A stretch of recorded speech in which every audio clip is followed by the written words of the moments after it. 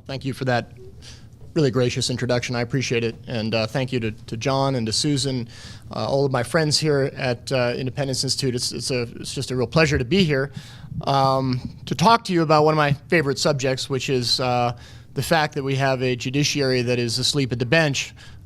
It's my favorite topic, not because I'm enthusiastic about that reality, but because I really think we've caught them doing this indefensible thing. And I want to front load the talk with the optimistic note. I sometimes feel like when I come and give talks like this, it's sort of a parade of horribles, and by the end of it, everybody's depressed. I don't want you to feel that way.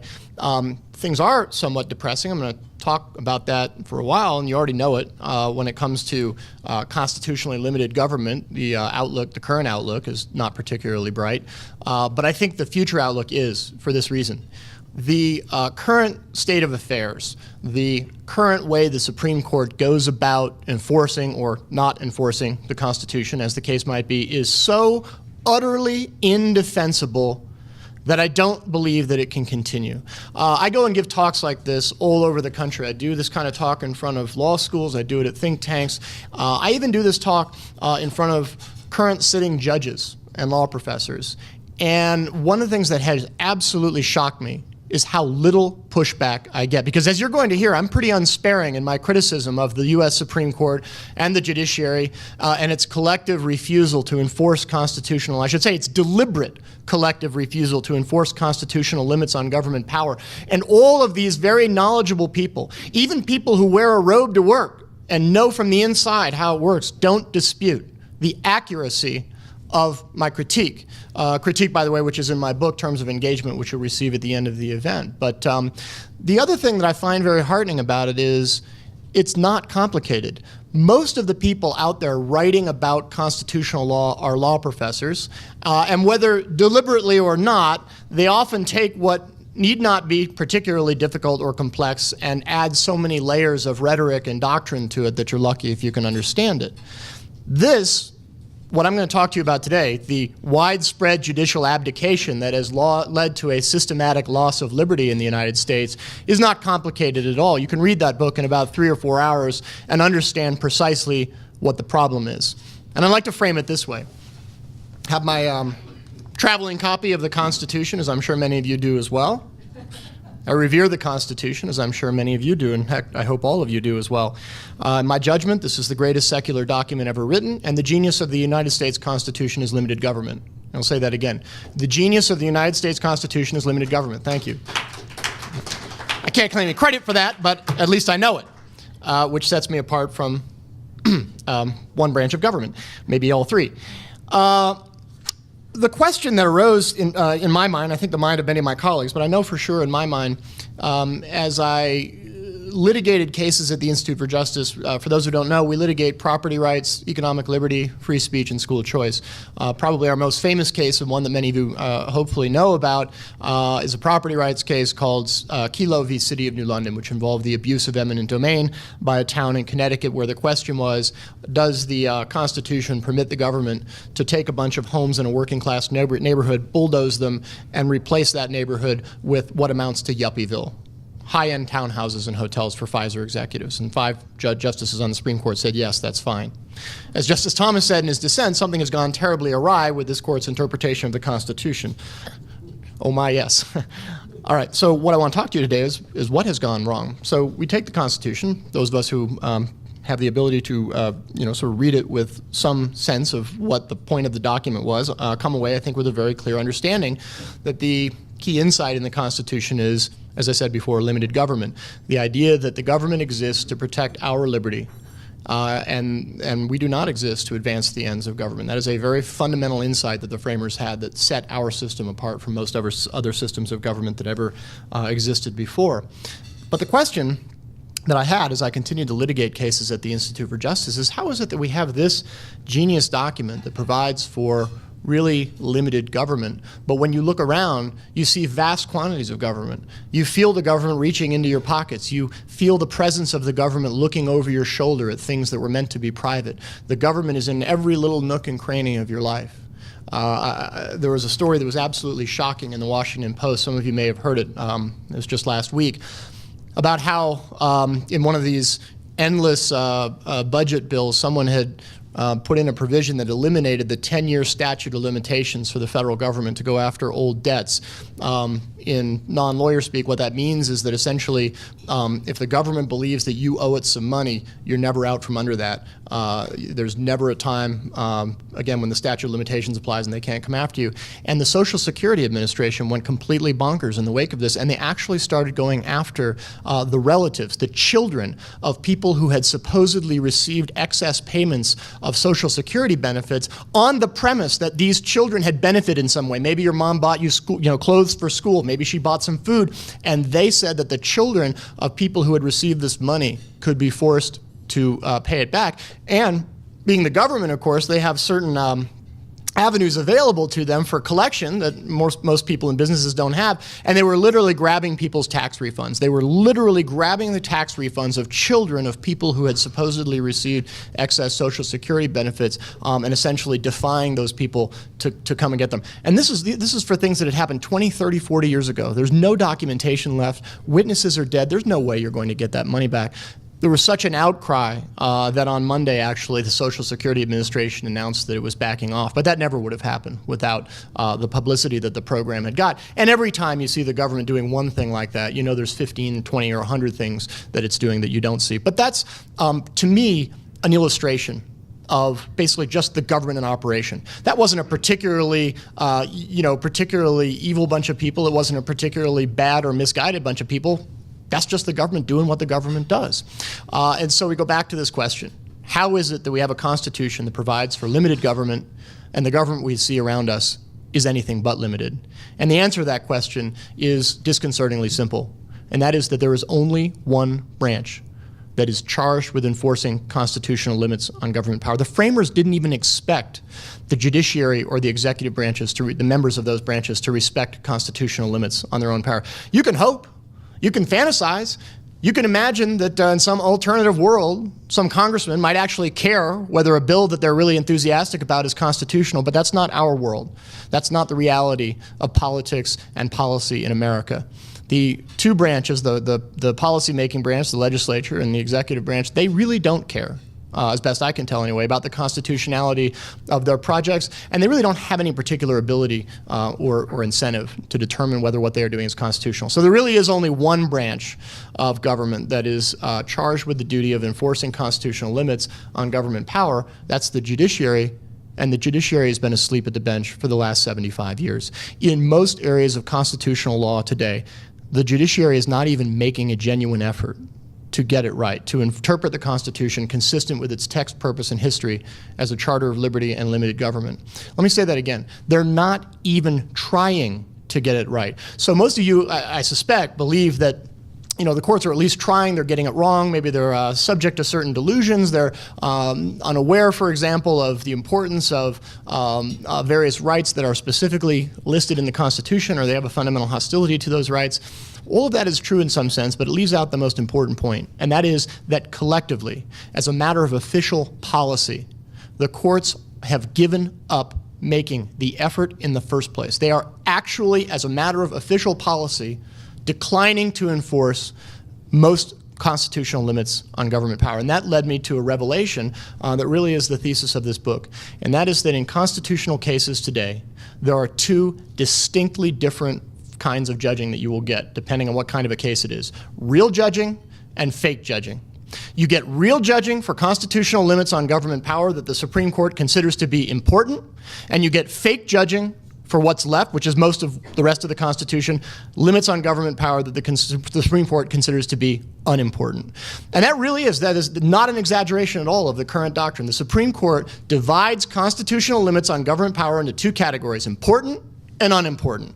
Important limits get meaningful judicial review. Unimportant limits get sham judicial review. The paradigmatic example of which, as Rob mentioned, is the rational basis test, which I'll get to in a moment. I want to illustrate for you how that looks and feels from a litigator's standpoint, because again, most of the people writing about constitutional law today are law professors, many of whom have never even been inside of a court, or at least they haven't been inside of a court as an advocate. And so they're really writing from a kind of a theoretical standpoint. But I'm actually going to illustrate for you. I brought a prop. Anybody know what this is? This is coconut water. I'm going through a coconut water phase right now. Anyway, it's nature's Gatorade, and also reminds me of being on a beach, which I like. So I want you to imagine two different kinds of laws. One law forbids you from advertising coconut water, and the other law forbids you from selling it at all. Now, you recall that a moment ago I said the Supreme Court divides our rights up into two different groups, important and unimportant. According to the U.S. Supreme Court, the ability to advertise a product is an important constitutional right and therefore entitled to a meaningful level of judicial scrutiny when a law is challenged that interferes with the right to advertise a product. According to the U.S. Supreme Court, the right to sell a product, the right to engage in economic activity, to run a business, to put food on your table through gainful employment is an unimportant right and not entitled to meaningful judicial protection. On the contrary, it is entitled only to rational basis review, which, as I explain in a moment, is a fraud, a sham, and a charade. All right. I've done both cases, and I can tell you exactly what it's like to be a lawyer in both cases, and this is going to, I hope, concretely illustrate my point that there's two different kinds of judging in constitutional cases, real and fake, and everybody who knows constitutional law knows it. Most importantly, judges know it. All right. If you go into court challenging the ban on advertising, the first thing the judge is going to do is the judge is going to ask the government, why did you ban the advertising of this product? And the government has to give an honest and sincere answer. The government has to actually come up with an actual sincere policy explanation, something like, well, turns out that coconut water actually has a lot of sodium in it and more sugar than people would think. So it's much less healthy for people than they were being led to believe, and so we're just trying to ban the advertising of it to discourage people from consuming as much of it as they might otherwise, and we're trying to protect their health. And the judge will say, well, that's interesting. Do you have any evidence to support the factual assertions that you've just made? In other words, that this has a lot of sodium in it and that it has more sugar than people expect. And the government has to do something really interesting at this point. It has to support its factual assertions with evidence. Yeah, I heard an ooh. Now, those of us who've been in the private practice of law, we just call that litigating, because that's what happens usually in a lawsuit. If you make a factual assertion, you have to have some evidence to support it, and if you don't, they throw your case out. But not so in constitutional law, or at least not so in most areas of constitutional law. But again, we're dealing with one of those special rights that the Supreme Court considers sufficiently important to be entitled to meaningful judicial protection, that is commercial speech, the advertising of a product. And so the judge is going to say, do you have any, to the government, do you have any evidence to support this? If the government doesn't have any evidence to support its factual assertions, the plaintiff will prevail and the advertising regulation will be struck down.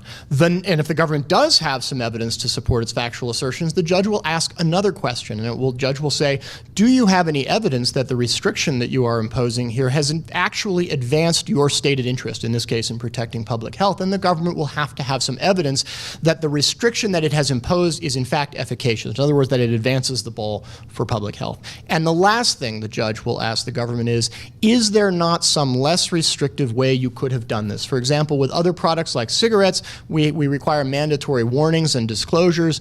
Would that not have worked here? And once again, the burden is on the government to come forward with evidence to show why no other less restrictive approach would have been effective in advancing the ball. So this has all the hallmarks of what I call real judging, or in the book, we coined the term judicial engagement. It's just a fancy term for real judging. It's a genuine quest for the truth about the government's ends and means by a truly neutral adjudicator on the basis of evidence. Again, real judging is a genuine quest for the truth by a neutral adjudicator on the basis of evidence. And that is the exception in constitutional law today. You only get that if you can persuade the court that you're in front of that the right in question is, quote unquote, fundamental, which is a euphemism or a synonym for important. Because again, we have important rights and unimportant rights. Supreme Court says that advertising a product is important, therefore you get real judging, and you have a real shot of winning that case because the government is going to have to present some evidence to support its factual assertions, and it's going to have to show that it enacted the restriction or the regulation with some modicum of care. All right, now, Let's go to what I do mostly, which is challenging economic regulations. Not an advertising restriction, but an actual restriction on the sale of the product itself, which again the Supreme Court considers to be an unimportant right. And I think if we all look at the history of the United States, we can agree that when you think about it, economic activity, putting food on your table, entrepreneurialism, business, these are all things that are rather alien to our culture and have very little to do with the founding of the United States or with our subsequent history after that. All right. Cut the sarcasm. Anyway, that's the Supreme Court's view, at least. And so the Supreme Court says that the right to engage in economic activity is non-fundamental, by which it means unimportant, and therefore not entitled to any meaningful judicial protection. What it gets instead is rational basis review, which, as I said a moment ago, is none of those things. Instead, it is a sham, a fraud, and a charade. But it is the default setting, believe it or not, it is the default setting in constitutional cases today. If you can't persuade the court that the right you're trying to vindicate falls in one of these special boxes that makes it a fundamental right, then you get rational basis review. So that's most constitutional rights. Most everything you'd want to do on any given day, from deciding where and what to eat for breakfast to taking your kids to the shopping mall or to the pool, even when you get sick, deciding what kind of medicine you want to put in your body to try to take care of yourself. These are all, according to the court's non-fundamental rights, not entitled to any meaningful level of judicial protection. Instead, what they get is rational basis review. What does that look like? Well, the rational basis test, as articulated by the Supreme Court, says that the government's true ends are irrelevant and that the court can and must uphold the law based on any conceivable justification, conceivable being a euphemism for hypothetical, imaginary, insincere, fraudulent, however you want to fill it in. But essentially, the government gets to just make things up that have nothing to do with its actual end. I want to pause for a moment on this point because some people I've run into, probably no one in this room, but if you are, feel free to not raise your hand, who believe that the government, you can never know what the government's true end is. What does the government actually do? I mean, there's hundreds of legislators, and if it's an agency that's enforcing a regulation, it's this giant bureaucracy. And how can we really say what end the government is pursuing? And my response to that is this: there is no other way to do constitutional law. And I say that loudly and somewhat heatedly because I run into it a lot, and it is an incredibly lazy and intellectually sloppy way of going about policy. Let me illustrate that.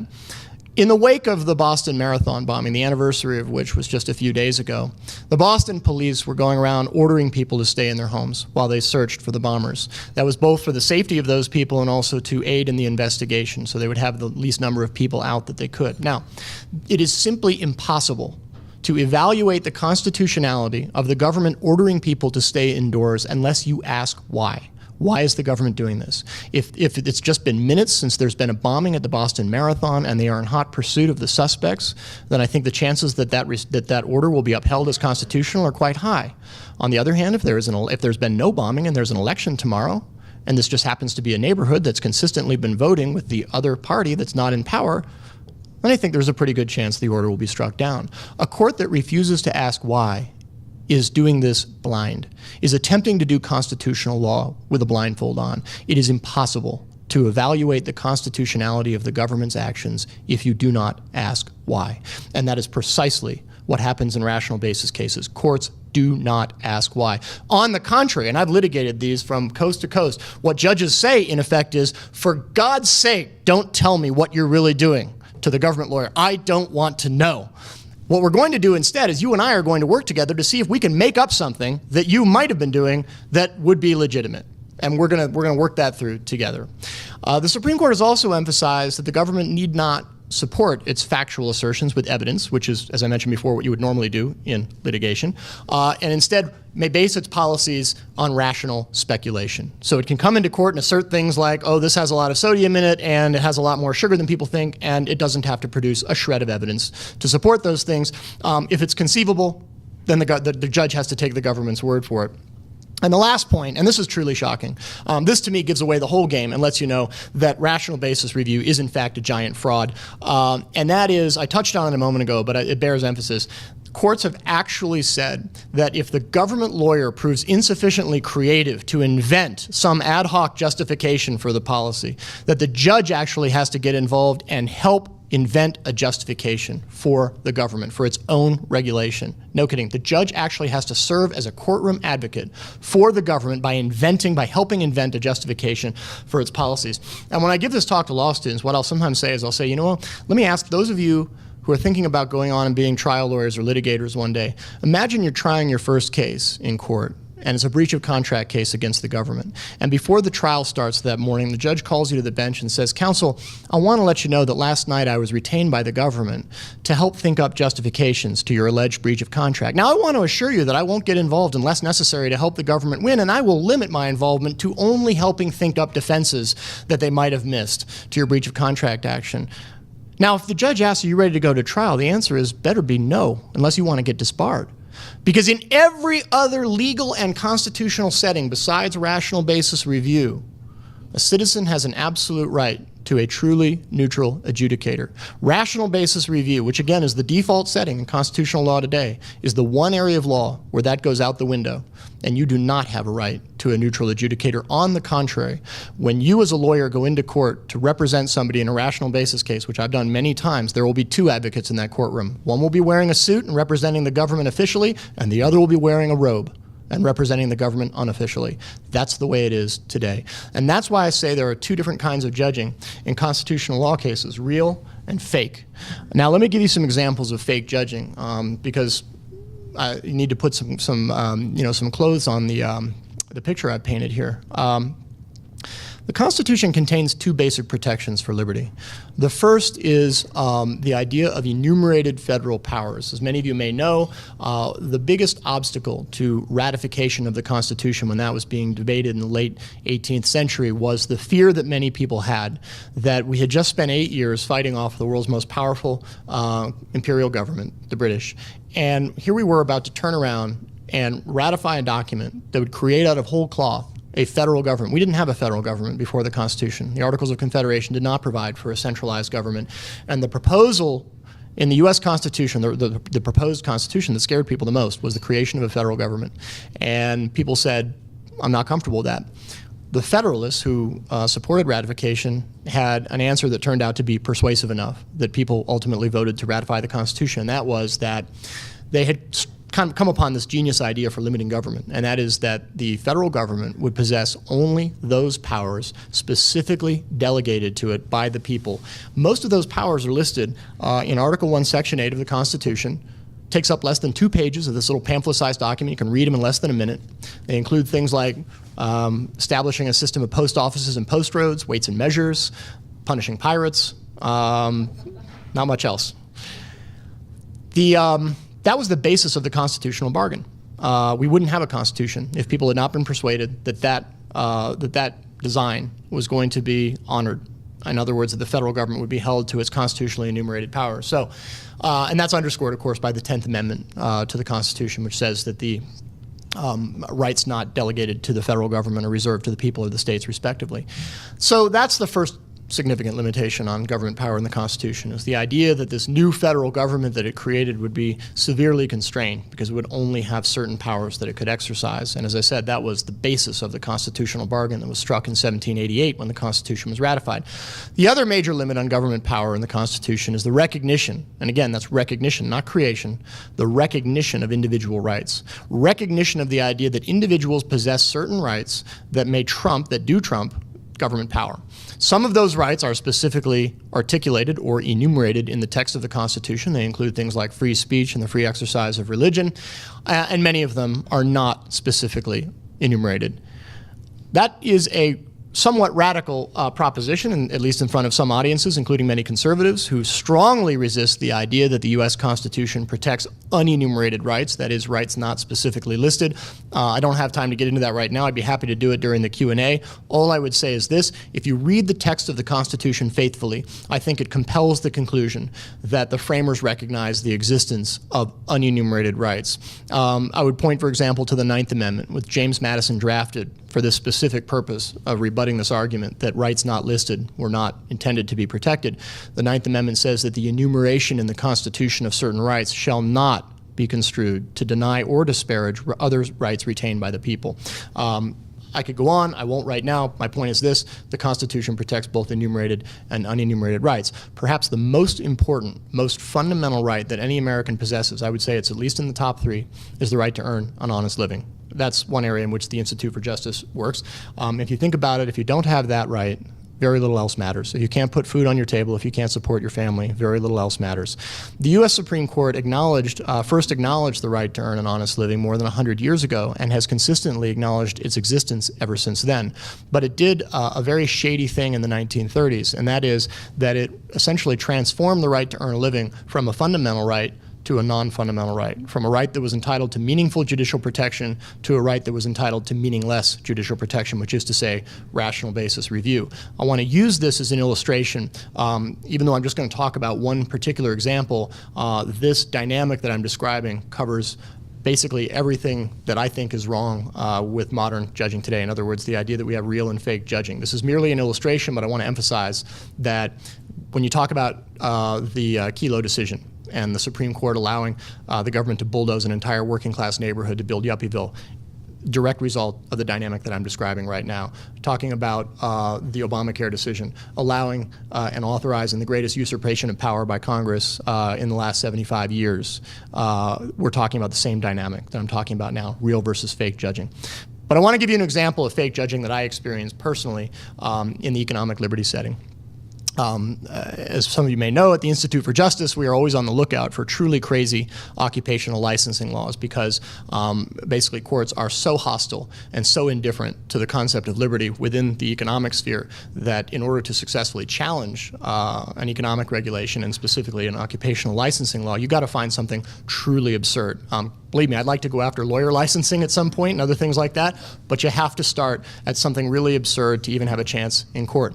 The most absurd occupational licensing law that I personally have ever come across is from Louisiana, perhaps no surprise, where it is the only state in the country that requires a government license to be a florist. So if you take, to be a florist, so if you take two flowers and you put them together in an aesthetically appealing way, or a way that you hope will be aesthetically appealing, that's a floral arrangement, and it is illegal for you to sell that in Louisiana without a government license. I'm a lawyer. I'm licensed in Texas and D.C. My sister's a doctor. She's licensed in Maine. So just like those kinds of professionals have to be licensed in every state today, in Louisiana, you have to have a government license to be a florist. And they're dead serious about it. There actually is an agency called the Louisiana Horticulture Commission. I dubbed them the Floral Police when we filed our lawsuit. But we filed a lawsuit in 2003 challenging this because this looked like, you know, the best example you could imagine of an occupational licensing law that has no legitimate basis. So if there's anything to the concept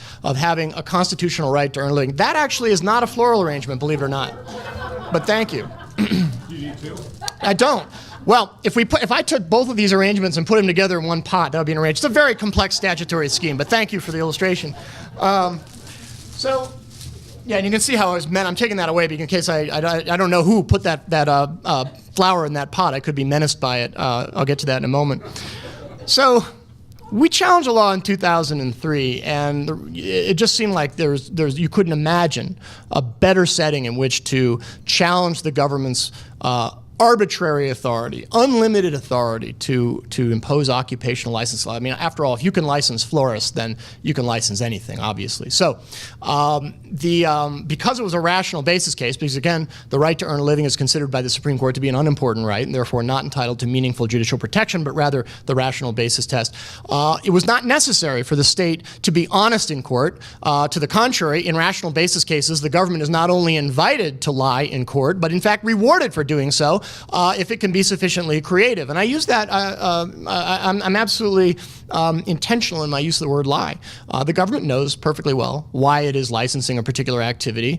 There is truth that is associated with that. By the way, is anybody sophisticated enough to know why they license florists in Louisiana? I assume that if you didn't just fall off a turnip truck and perhaps had some economics somewhere along the way, you understand that this law was put on the books to protect the economic interests of state licensed florists, or florists who were established florists and then became state licensed florists. And they're just putting up barriers to competition. legislation. I was actually told, by the way, I got struck up a friendship with one of the oldest living florists in Baton Rouge, Louisiana, believe it or not, an 85-year-old man named Billy Harriman, whose family was a fixture in the industry. And he was around in the industry when the law was put on the books. And he told me that the reason why the law was put on the books was that in the 1950s, people started driving vans, panel trucks, full of fresh flowers in from Florida, and that product was much, much better, much fresher than what they had in Louisiana. And so the local florists got together and got the licensing law on the books. That's the truth behind it. But again, it's the rational basis test, so the courts are not concerned with what the truth is. The courts are concerned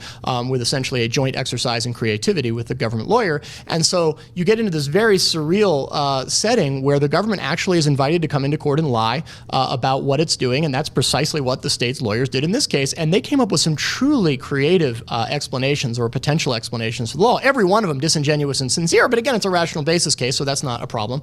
And I'm just going to share a few of them with you. One of them was misplaced corsage pins, that they weren't put in properly, someone could get stabbed. My next one that I like because it's so visual is exploding floral bridal bouquets, not literally exploding, but floral arrangements, or at least the kind that you hold in your hand, are held together at the stems by floral wire. They wrap wire around the stems of the plants and then cover that up with green floral tape. And I actually had a witness testify under oath, a member of the Louisiana Horticulture Commission, that he thought that perhaps one concern the legislature might have had was that if that weren't done properly, the whole thing could kind of come unsprung. And then as the bride turns to walk down the aisle after the ceremony, she could get tripped up in that wire and do a face plant on her wedding day, and then that would just be a tragedy. And that's my reaction too. I mean, you're sitting there going, well, geez, I know you're allowed to make stuff up, but like, are there limits? I should say, by the way, I used to, when I tried to give an illustration of something that was too ludicrous to be countenanced under rational basis review, I actually used to use radioactive space monkeys as something that must be too preposterous.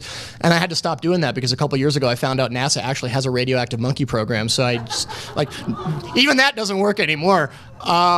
And the judge actually upheld the law. A federal district judge sitting in Baton Rouge upheld the law as a legitimate exercise of government power on the premise that they might actually have been trying to protect the people from the physical dangers of unlicensed floristry, including exploding bridal bouquets, and I think my all-time favorite, infected dirt.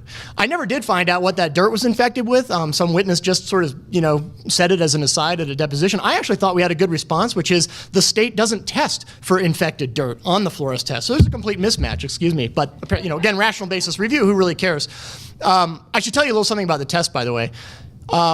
They've since changed the test a little bit, but at the time we filed the lawsuit, you actually had to go in and do a practical exam where you would do 4 floral arrangements in 4 hours, and then you'd have to present your work to not a theoretically disinterested bureaucrat, but a panel of working florists that were brought in from the industry to judge your work and determine if you were good enough to compete with them.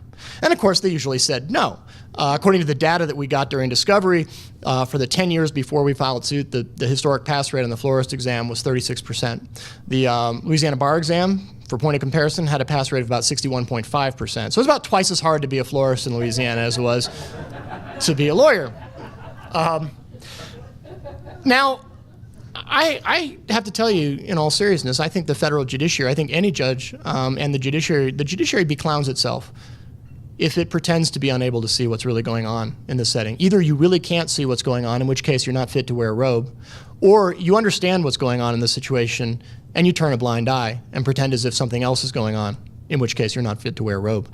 But either way, the judiciary has completely abandoned its quest for truth in most constitutional cases in the way that I described before with the coconut water, whereas in an advertising restrictions case, it is a genuine quest for truth. But when it's an economic regulation, so-called, I should say, or a property rights case, or a federalism case like the Obamacare decision, it is not a genuine quest for the truth. Instead, it is a quest to see if the judge and the government working together can come up with a rationalization for the law. And the answer, by the way, will almost always be yes. I want to share just one more example with you to drive home the consequences for real people. This is not an Institute for Justice case, but it is, for me, one of the most sobering examples of the effects of rational basis review that I've ever encountered. Oh, before I get there, I should tell you what happened in the Louisiana florist case. Our lead client, Sandy Meadows, who we represented challenging Louisiana's florist law, was a high school dropout from Mississippi and a widow. She had only one vocational skill, and that was arranging flowers. She was bravely working in the black market floral economy of Louisiana when we found her, managing the floral department of an Albertsons grocery store. The Horticulture Commission cottoned on to her illegal activities, showed up at the store one day and said to the store, you have to have a state licensed florist working in that floral department, and if you don't get one, we're going to shut you down. Unfortunately, the store only needed one florist in the floral department, and it had to be a licensed florist. Sandy had taken the test 5 times, by the way, couldn't pass it because it was rigged and subjective, and so they had to let her go. So I went down to prepare her for her deposition in the case in September of 2004. And it was Baton Rouge, early September, very hot, very humid. I went into her apartment building and was going up to her unit. But before I got there, I found her lying on a couch in a common area outside of her apartment with a neighbor standing over her, fanning her with a piece of ripped up cardboard. It was the most pathetic thing you've seen. There was no air conditioning. The window was open, but there was barely any breeze. And I looked at her and I said, Sandy, what are you doing? And she said, well, I don't have any money for my utility bill, so they cut off my power, and I don't have any air conditioning. By the way, just in case it's not pathetic enough yet, she was just out of gallbladder surgery. She had surgical staples from here to here. And I said, well, this is awful. You look terrible. You look really uncomfortable. I said, look, get in the car. We drove over to a Piggly Wiggly grocery store. I wrote a check to get her power turned back on and drove her over to a La Quinta Motor Inn, checked her in so she could have at least one night in comfort. And I said, look, we're going to, reschedule this deposition. You're not in any condition to, go be in court. And then I left, and that was the last time I saw her alive. She died 2 months later, alone, unemployed, and in poverty, because the state of Louisiana said that you have to have a license to be a florist, and the Supreme Court thinks that's an unimportant regulation, or that her right to earn a living is an unimportant right. And so that's my personal experience with rational basis review. It's a tragedy. The next case I'm going to tell you about is I don't have personal experience with this case, but I think it equally drives home the point. And it's not just economic regulations that the Supreme Court has screwed up. It's not just property rights. It's not just federalism. I mentioned earlier that if you get sick, your decision about how to care for yourself and what kind of medicine to take, that's also considered by the courts to be non-fundamental, therefore not entitled to any meaningful judicial protection. And this was a case, so the case in which this came up was called Abigail Alliance, which is a group that was formed by terminally ill cancer patients for whom no therapy had worked, no drugs, radiation, nothing. And they were asserting a constitutional right of access to experimental drugs, not just any experimental drugs, but specific drugs that had already cleared phase 1 testing at the FDA. And what that means is that the FDA had determined that these drugs were sufficiently safe for widespread human testing. In other words, they're not just going to kill you, but they hadn't yet determined whether they were efficacious. In other words, they hadn't determined they were going to work. And the patient's argument was, look, our doctor says this is the last thing that might save our life. It's not going to kill us just by taking it. It might not work, but really we don't care because our days are limited. And we believe we have a fundamental right to take these drugs to try to save our lives. And I will tell you, there is no more fundamental right than the attempt to save your own life. I mean, even more fundamental than the right to earn a living, because if you have no ability to try to save your life, then nothing else matters. So the FDA, of course, said no, you can't take these experimental drugs, hence the word experimental. And so they went to court. And this is an open question of constitutional law. The Supreme Court has never resolved it. In other words, whether you have a fundamental right of access to potentially life-saving drugs. And it went up to the D.C. Circuit, which is one court below the U.S. Supreme Court. And the entire court, this is very unusual, but the entire court sitting en banc, all 10 judges that were then sitting on the D.C. Circuit, heard the case. And 8-2, they said no. There is no fundamental right of access to potentially life-saving drugs, even if you are a terminally ill cancer patient who is going to die if you don't find a drug that will save your life. And the U.S. Supreme Court declined to take the case. They denied cert on the case, and so that's the state of the law, is that even if you're a terminally ill cancer patient, you do not have a fundamental right of access to a potentially life-saving drug if it's experimental. And I would leave you with this. If you have a judiciary that has gotten its way, it's found its way so deep into an intellectual cul-de-sac that it thinks that the right to earn a living and put food on your table is non-fundamental, that it thinks that the right to access a drug of any kind, but particularly an experimental drug that's already been found to be safe, if you're a terminally ill cancer patient, is non-fundamental and therefore not entitled to any meaningful judicial protection. If you live in a country where the courts have held that the federal government need not any longer respect any of the enumerated powers that were very carefully listed in the Constitution, but can do anything that it can rationalize, then it's time for a change. It's time for a radical change. And that radical change, I sometimes tell people that I'm making a big bet on a small proposition. The small proposition is this. let's just have judges treat every constitutional case as a genuine quest for the truth and make a genuine effort to determine what's really going on and whether it's really constitutional. And I say that's a small bet on a big proposition for the following reason. I think it's a very easy position to take. You have to go to P.J. O'Rourke, who some of you are probably familiar with, had a really great quip about the first time he went to Nicaragua and had to cash in U.S. currency for Nicaraguan currency. And he said, you have to go to Moscow State University twice, the economics program at Moscow State twice to make currency this worthless. And I would say, you have to take constitutional law twice to get as screwed up in your head as the Supreme Court has made it. It's actually not that challenging. Or at least the things that I've been talking about here today are not that challenging. So what I would leave you with this, it's a mess. But it's a mess that I think in some ways shouldn't be that difficult to clean up. What we need to do is age the status off the bench. We need to get rid of people who think that the most important virtue that any judge has is their willingness to defer to the other branch of governments. And by the way, that is the preeminent judicial virtue today, is the willingness to defer to other branches of government. Chief Justice Roberts, for example, constantly harped on how deferential he was, planned to be on the Supreme Court. And every Supreme Court nominee since then, they harp on their humility, their modesty, their willingness to defer. That's all code for saying yes to government. We've had 75 years of the Supreme Court saying yes to government. I don't think we can take another 75 years. Thanks very much.